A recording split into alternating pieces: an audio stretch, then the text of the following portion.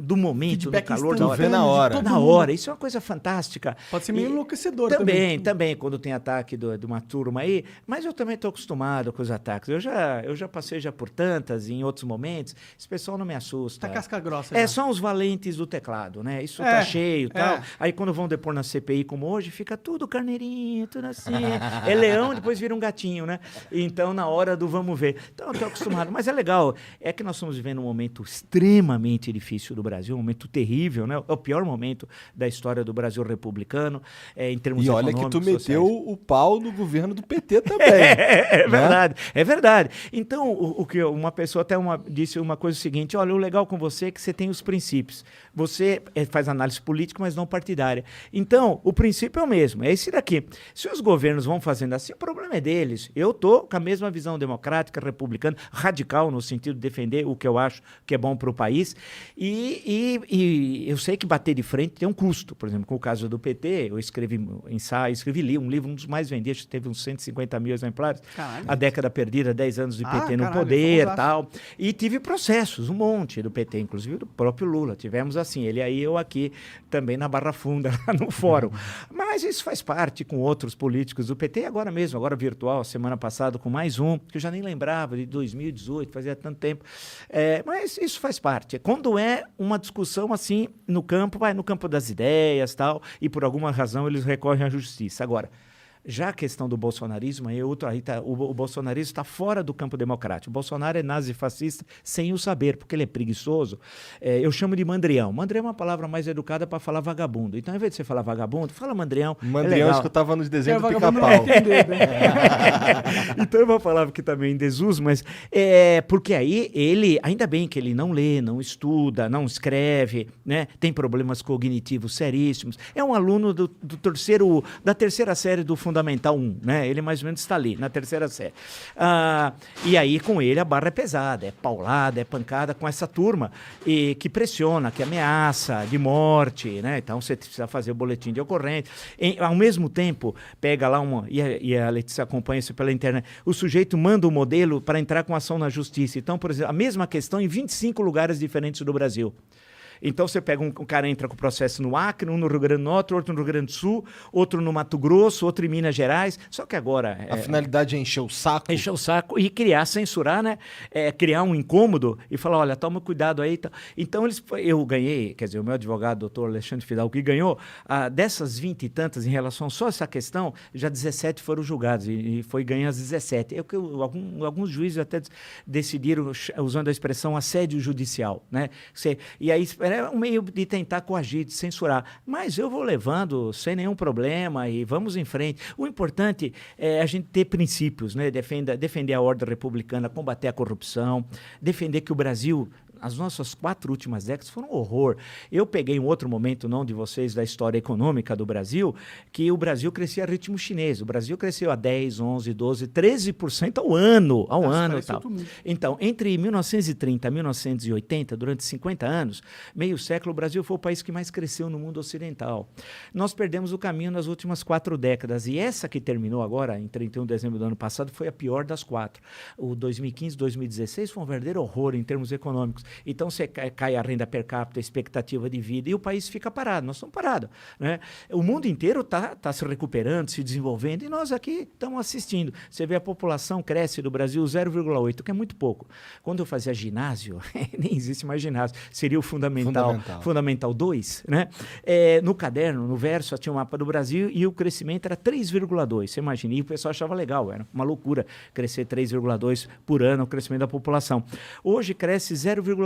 Se o país no ano que vem crescer em torno de 1, não vai passar disso, 0,8, é igual ao crescimento demográfico, ou seja, nós estamos estagnados. Então é um momento terrível que nós estamos passando de estagnação econômica, inflação, essa combinação inflação e estagnação, a chamada estagflação, aí é um horror, né? E estamos passando problemas sérios no campo econômico, no campo social, as pessoas morrendo de fome, você pega a extrema pobreza, né? Tem dados horríveis. Agora que tem muitas reportagens, o pessoal abrindo abrindo lixo para comer. Eu vi Eu isso. vi também. Eu também vi, quer dizer, e as uma coisa assim inacreditável. Quer dizer, nós estamos num caos social, num caos econômico, político nem se fala, porque ele é um pobre, um incapaz, o Bolsonaro, né? É um beócio, como eu chamo, a palavra também em desuso. Quer dizer o quê, professor? Beócio era um sujeito medíocre, meio burro, porque vem da antiguidade. Em Atenas tinha a península da Ática e tinha a cidade de Atenas, e Beócio era no campo. Sempre teve essa discriminação em relação aos moradores da cidade em relação ao campo, né? Então era que o pessoal era pouco letrado e coisa do tipo. Mas essa expressão também ninguém usa mais. Mas é bom, uma vez por outra, recuperar. Então, ele é um beócio, mas se ele só fosse um beócio, ainda o pior é que ele é corrupto, genocida, ladrão e sócio e líder de uma organização criminosa, do qual ele é o chefe, os filhos participam, né? Basta ver as rachadinhas. É que o INHA diminui o crime, né? A gente fala, INHA, o cara fala, pô, tal. Não, ele desviou dinheiro público, peculato, nos gabinetes do Carlos, do Flávio e dele, né? E fez isso durante anos. Porque... Ele é meio ladrão de galinha nesse sentido, né? Porque ele não tinha presidência da República. Então, dá trabalho. Pensa o seguinte... Porque ele era burro, né? Não, ele era mas político eficaz para estar mas era o dentro dos máximo que grandes ele... esquemas, Mas né? era, não tinha... Então, o que ele ficava... Você imagina, dá trabalho. Vamos ler o lado positivo do corrupto. Porque você precisava depositar no envelope 1.200 por vez, aceitava o caixa da Assembleia. Pô, você faz não sei quantos envelopes, dá certo o trabalho, né? Você tem de cobrar o assessor que não trabalha. Foram 102 familiares. Ele é uma pessoa ótima, Nossa. um bom cristão, 102, né? Dele e da segunda mulher, que é uma senhora também de reputação ilibada, uma grande pessoa também, que com ele, durante o casamento, cerca de 10 anos, comprou 14 imóveis. Só que não bate, né? Se você pega os rendimentos dela e dele, como é que eles compraram 14? É o peculato, é o rachadinha, que eles tinham, lavavam dinheiro com imóveis e tal. Então, é um momento difícil, porque você junta caos social, caos econômico, um país sem perspectiva, o mundo se modernizando rápido. O Bolsonaro na presidência, não temos lideranças políticas sólidas, alternativas, né? E, por outro lado, nós temos uma sociedade civil orgânica, especialmente os mais jovens, extremamente dinâmicos economicamente. Então, há uma fratura, um racha entre uma sociedade, especialmente dos mais jovens, economicamente super dinâmica. Você pega esse negócio de Facebook, você fala, todo lugar tem brasileiro, se você for examinar. E, do outro lado, uma estrutura política do século XIX. Quer dizer, a sociedade está no século XXI e a política está no século XIX. Então, não dá, né? Eu acompanho por obrigação, não por prazer, as sessões do Congresso Nacional, da Assembleia Legislativa, eu fico abismado com os caras, a mediocridade. Outro dia um cara de Santa Catarina, deputado federal, pegou e falou, Mato Grosso do Sul, ele falou, é região sul, porque ele é sul. Aí alguém falou, não, é centro-oeste, porque tem o Mato Grosso. Não, se tem sul, é região sul, quer dizer, não sabe nem geografia. E foi o mais votado, pior que o cara em Santa Catarina, foi o mais votado. Então, a Aparecida do Norte devia ser na região amazônica, porque é norte, né? Sai do Vale do Paraíba. Então, você tem um nível muito baixo de representação política, uma sociedade super dinâmica que você não entende, né, de inserção do mundo, tal, gente que quer crescer e uma estrutura muito antiga do lado de cá. Então, eu acho que é por isso que o pessoal fala assim, pô, mas você critica tudo? Não. Uma coisa é você ter uma análise crítica, analítica e também propositiva. Nós podemos sair dessa, nós temos tudo para dar certo. Né? Tem coisas que desde quando eu era jovem, faz tempo, as pessoas falavam assim, o Brasil, por exemplo, não tem deserto, não tem terremoto, não tem isso, tem aquilo. É verdade. Meu pai era um cara que falava isso pra mim. É verdade. Não, é verdade. Se você olhar o Brasil, que é quase que um continente, você não tem muitas montanhas que interrompem a circulação das pessoas. Nós temos um monte de rios para aproveitar, não para o transporte, para utilizar a água que usa para as usinas, etc, ou para irrigação, depende das circunstâncias, porque nós temos tudo. Temos um povo dinâmico, não temos aquela coisa em alguns países da Europa, por exemplo, que tem aquele ódio secular religioso. Aí você vai perguntar para o cara, mas por que você não gosta, a Bósnia não gosta lá do sujeito da Sérvia? Porque em 1340... Você fala, mas eu não entendi. Em 1340, mas no século XIV, quer dizer que o problema, eu pensei que era um problema de ontem, não, o problema dele é quer dizer, alguém que arrasta 6, 7 séculos, imagina o ódio acumulado, que isso passa de avô para o filho, depois para o neto. Então, nós não temos isso aqui. Temos uma unidade linguística que é super, que outros países não têm, nós temos também.